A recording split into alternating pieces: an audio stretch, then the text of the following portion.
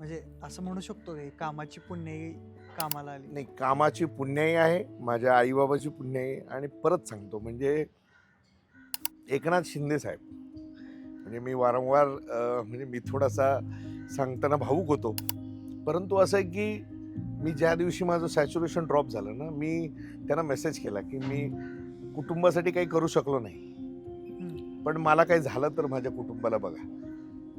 त्या दिवशी त्यांना बरं नव्हतं, ते सकाळी त्यांनी टेस्ट केली आणि मला काही शुद्ध कळायचंच नाही, म्हणजे असं की काही कळतच नव्हतं, म्हणजे मी इतका ह्याच्यात होतो म्हणजे.